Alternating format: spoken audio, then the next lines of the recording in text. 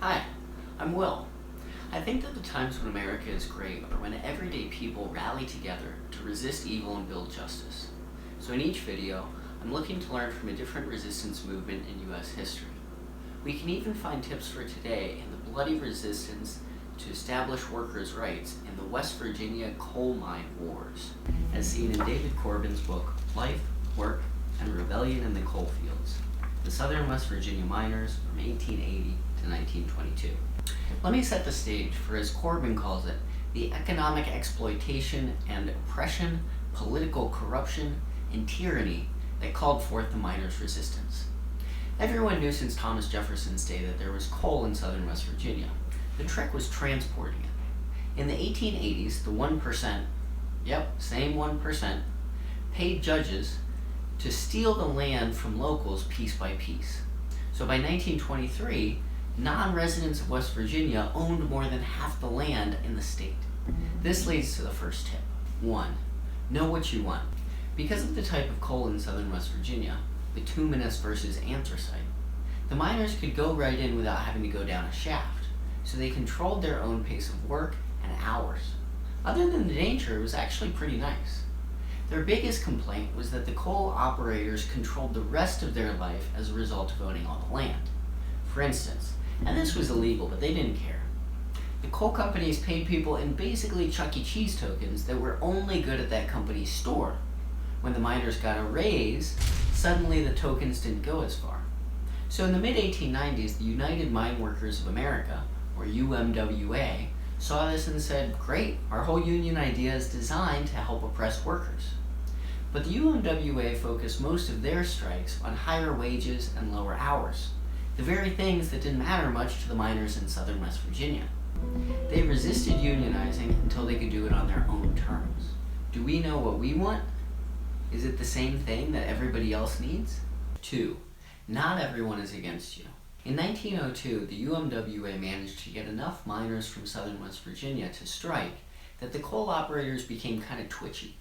So in 1912, when non-union and union miners in Paint Creek and Cabin Creek collectively left their jobs as a bargaining tactic, the coal operators made it war.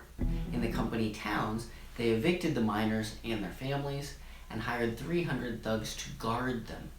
The guards built concrete and iron forts, then used machine guns to kill miners individually and collectively. At the county level, the county sheriff himself would bulletproof a train, load a machine gun, and ride through the valley at night shooting at miners in their tents.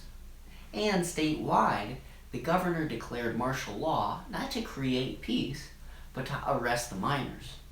Even the UMWA was too quick to make a deal. But not everyone was against them. The miners managed to turn what the coal operators were doing into a national outrage, and a U.S. Senate investigation put enough pressure on the coal operators that by the next year they had to give in. What unexpected allies can we find for the resistance movements that we're part of? 3. Beware their moralizing. By moralizing, I mean thinking that people's resistance to injustice that you've caused is actually a moral problem that they have.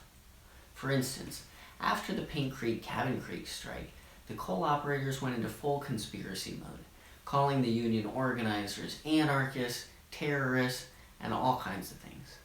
But they also used morality against the miners themselves.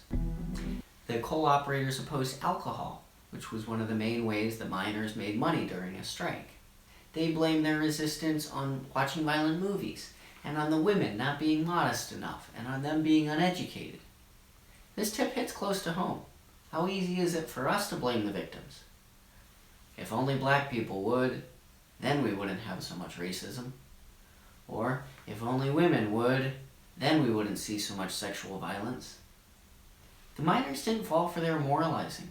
They raised up their own preachers and saw that Christianity was being twisted to become only an internal religion. The way they read the New Testament, Jesus was himself a radical who challenged corrupt and tyrannical institutions.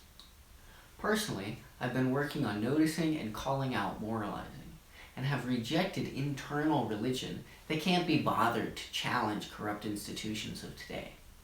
What about you? 4. It's not a last resort if you won't do it. In the Paint Creek Cabin Creek strike, but especially in the next one that led to an all-out 3-day war against West Virginia, the miners literally fought back, borrowing and buying guns and doing their own share of destroying and killing. I don't know enough to be able to justify or criticize them. But either way, what we learned from the Southern West Virginia miners is that if violence is a part of your philosophy, then you'll need to put your money where your mouth is. It's not a last resort if you won't do it. The US had just finished World War I, so for a lot of miners, of course violence was a last resort. In fact, it was practically patriotic to carry that same sense of justice home to the coal fields. So in 1919 to 1921, they struck a lot, which culminated in a 20,000 miner march to Logan, helped along the way by women and pacifist supporters, to hang the county sheriff, blow up the county courthouse, overturn martial law, and liberate the miners who were being unjustly held in the jail. In the short term, the march failed because federal troops got called in. But the winds were changing, and by 1933, President Roosevelt signed a law that gave workers the right to join unions. We're a long way from our own last resorts, but the miners give us one example. I thank the miners from Southern West Virginia for your courage, conviction, and common sense in the face of lies. May justice come forward.